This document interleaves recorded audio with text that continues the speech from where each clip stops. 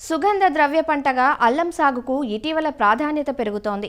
ఔషధపరంగా కూడా దీని వినియోగం అధికంగా ఉండటంతో వాణిజ్య సరళిలో అల్లం సాగుకు రైతులు ముందడుగు వేస్తున్నారు. కేరళ, ఒడిశా, మేఘాలయ రాష్ట్రాల్లో విరివిగా పండే అల్లం తెలంగాణ జిల్లాలైన ఉమ్మడి జహీరాబాద్, సంగారెడ్డి, మెదక్, రంగారెడ్డి జిల్లాల్లో అధికంగాను, ఆంధ్రప్రదేశ్లోని విశాఖపట్నం, ఉభయ గోదావరి జిల్లాల్లో కొంతవరకు ఉంది. పాక్షిక నీడలోనైనా పెరిగే అల్లాన్ని కోస్తాలో దొండ పందిర్ల క్రింద, తెలంగాణలో ఆముదం, బొప్పాయి చెట్ల కింద సాగు చేయటం కనిపిస్తుంది. అల్లాన్ని వర్షాలు రాకముందే విత్తుకోవాలి. వర్షాకాలంలో విత్తుకుంటే అప్పుడే మొలచిన మొక్కలు వర్షాలకు తట్టుకోలేక దుంపకుళ్ళు తెగులు సోకి చనిపోతాయి. ఫిబ్రవరి నుంచి మే మాసం వరకు అల్లం నాటుకునేందుకు అనుకూల సమయం. ప్రస్తుత సమయంలో అల్లం సాగు చేసే రైతులు విత్తన సేకరణలో నిమగ్నమై ఉన్నారు. ఇలాంటి సమయంలో రైతులు అల్లం సాగు కోసం ఎలాంటి విత్తనాన్ని సేకరించాలి, విత్తే సమయంలో తీసుకోవాల్సిన జాగ్రత్తలేమిటో ఇప్పుడు తెలుసుకుందాం.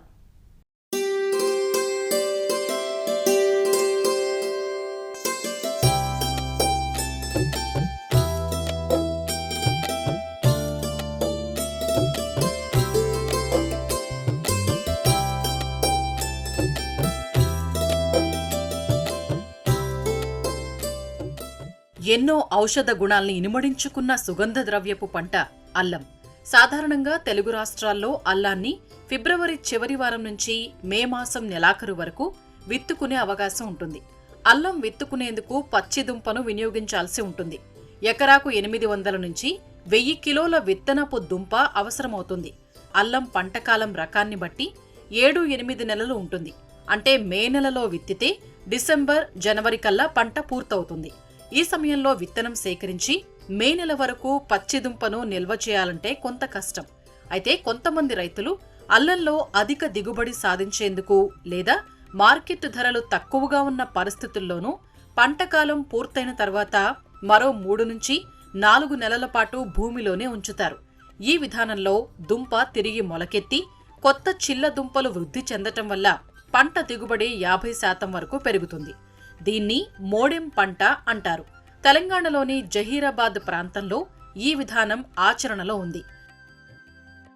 జనవరిలో అల్లం పక్వదశకు చేరుకుని పైరు పడిపోయిన తర్వాత 45 రోజుల పాటు నిద్రావస్థలో ఉంటుంది. తిరిగి మార్చి నెలాఖరుకు విత్తనంలో మొలక శాతం ప్రారంభమవుతుంది. ఈ సమయంలో దుంపను సేకరించి విత్తనంగా నిల్వ చేసుకోవచ్చు.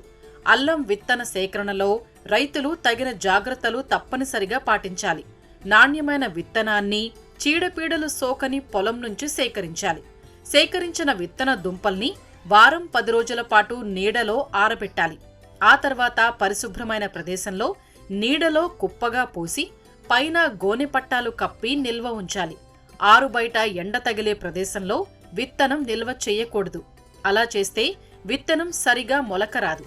విత్తనంపై వేపాకు లేదా వరిగడ్డి కప్పి దానిపై ఎర్రమట్టి, పేడ కలిపిన మిశ్రమాన్ని అలికినట్లయితే నాణ్యత చెడకుండా మంచి విత్తనాన్ని పొందే వీలుంటుంది. విత్తనం నాటే సమయానికి దుంపల్లోని తేమ పూర్తిగా ఆరిపోయి మొలకలు ప్రారంభమవుతాయి. రైతుల అనుభవం ప్రకారం 1000 కిలోల విత్తనం సేకరిస్తే దుంప ఆరుదల తర్వాత 650 కిలోలకు చేరుకుంటుంది. దీనిలో మొలకలు రాని విత్తనాన్ని గ్రేడింగ్ చేసి ఏరివేయాల్సి ఉంటుంది. అందువల్ల రైతులు సాధ్యమైనంత ఎక్కువ విత్తనాన్ని సేకరించి పెట్టుకోవడం అవసరం. విత్తనం నాటే సమయంలో దుంపలో 2 నుంచి 3 మొలకలు వచ్చి 30 నుంచి 35 గ్రాములు బరువు కలిగి ఉండాలి. ఎంచుకున్న దుంపలను లీటరు నీటికి 3 గ్రాముల మెటలాక్సిన్ లేదా మాంకోజెబ్ కలిపిన ద్రావణంలో 30 నుంచి 40 నిమిషాల పాటు నానబెట్టాలి. తరువాత దుంపలను నీడలో ఆరబెట్టాలి. విత్తనాన్ని సంప్రదాయ పద్ధతిలో చదును మళ్లలో నాటుతారు. ఇలా చదును మళ్లలో నాటటం వల్ల వర్షపు నీరు, సాగునీరు మళ్లల్లో నిలిచిపోయి దుంపకుళ్ళు, పుచ్చు ఆశించే ప్రమాదం ఎక్కువగా ఉంటుంది. అలా కాకుండా అల్లాన్ని ఎత్తైన బెడ్లపై నాటుకొని బిందు సేద్యంతో సాగు చేయటం మంచిది. బెడ్లను 20 నుంచి 30 సెంటీమీటర్లు ఎత్తుతో 75 నుంచి 100 సెంటీమీటర్లు వెడల్పుగా తయారు చేయాలి. వరుసల మధ్య 30 సెంటీమీటర్లు, వరుసల్లో దుంపల మధ్య 15 సెంటీమీటర్లు దూరం ఉండేలా డ్రిప్ లేటరల్కు ఇరుప్రక్కల విత్తన దుంపలను నాటుకోవాలి. విత్తన దుంపలు నాటేటప్పుడు మొలకెత్తిన భాగాలు పైకి ఉండేలా నాటాలి. నాటిన 2-3 వారాలకు దుంపలు మొలకెత్తుతాయి. ఇలా అన్ని ఆధునిక పద్ధతులను ఆచరించి అల్లం సాగులో అధిక దిగుబడులు పొందవచ్చు.